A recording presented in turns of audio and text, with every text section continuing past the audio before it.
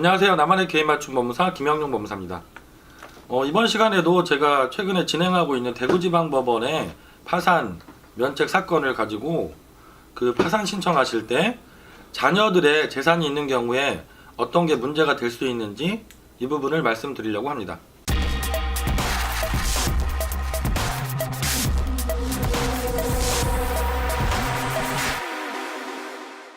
이분 같은 경우 그 연세도 많으신 남자분이셨고요.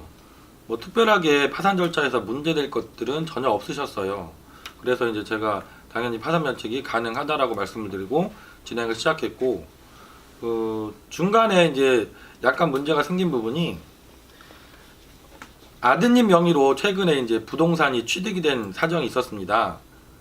그래서 법원에서는 우리가 제출하는 서류 중에 채무자 개인 본인의 자료만 제출을 요구하시는 게 아니라 부모님, 배우자가 있으면 배우자, 자녀가 있으면 자녀까지도 그 재산 상황에 대한 소명 자료를 요구하시거든요.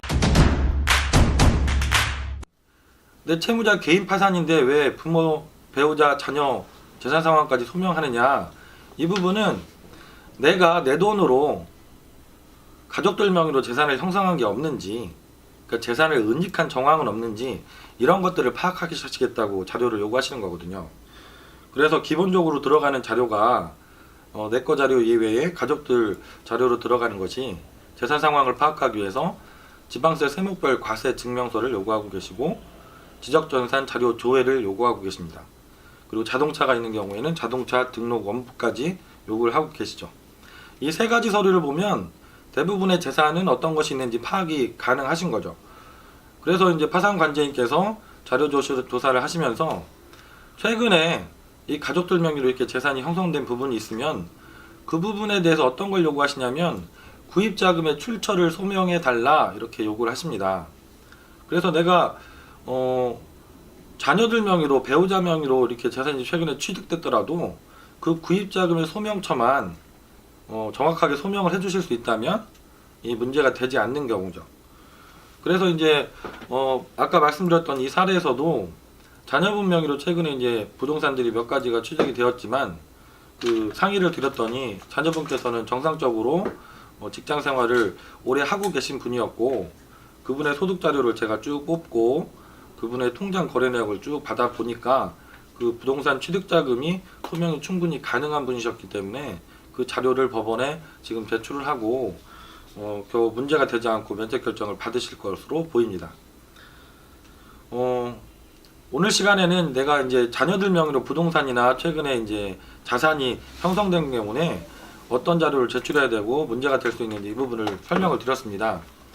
실제로 파산이라는 제도는 정말 내가 소득이 없거나 소득이 있으시더라도 생계비보다 미치지 못하는 소득, 그래서 실질적으로 내가 채무 지급불능 상태에 빠지신 분들을 구제하기 위해서 있는 제도이죠. 이 제도를 악용하시면 안 됩니다. 어제 상담 오셨던 분이 작년에 자녀 명의로 따님 명의로 재산을 취득하셨는데 그 자금 출처를 제가 물어보니까 이게 어머님이 모으셨던 돈으로 따님 명의로 재산을 취득하신 경우셨어요. 그래서 제가 파산 면책 신청을 해드리는 게 불가능합니다 하고 돌려보내드렸는데요. 이런 것처럼 내가 법원에 내가 빚을 갚는 것이 불가능한 상황이신 분들이 구제해달라고 신청하는 제도인데 이것을 악용하시려고 생각하시면 안 됩니다. 법원에서 모르고 넘어가겠지 이렇게 생각하시고 진행하라고 있는 제도가 아닙니다. 이런 분들 때문에 법원에서 그런 채무자 본인에 대한 자료뿐만이 아니라 여러 자료들을 요구하고 계시고 전국적으로 법원들이 계속 추가로 제출하는 자료들이 많아지고 있는 겁니다. 그래서 절대로 파산제도를 내가 편법적으로 이용하겠다, 이 정도는 법원에서 넘어갈 수 있겠지 이런 마음으로 신청하시면 안 된다는 말씀을 드리겠습니다. 이런 부분들도 여러 차례 말씀드린 것처럼 전문가하고 사전에 꼭 꼼꼼하게 상담을 하셔야 내가 절차상에서 어떤 것들이 문제가 될 수 있을지 이것들을 파악할 수도 있고요. 거기에 따라서 내가 가능한지 안 한지 이런 것들까지 판단을 받아볼 수가 있습니다. 지금도 내가 혹시 이게 가능하지 않을까? 혼자 생각하시면서 이제 고민이신 분들이 있으면 김영용 법무사에게 전화 주시면 제가 당장 전화를 못 받고 직원들에게 메모를 남기시더라도 저녁 늦게라도 전화를 드리고 상담을 드리고 있으니까요. 전국에 어디에 계셔도 편하게 전화 주시고 문의를 해주시기 바랍니다. 김영룡 법무사였습니다.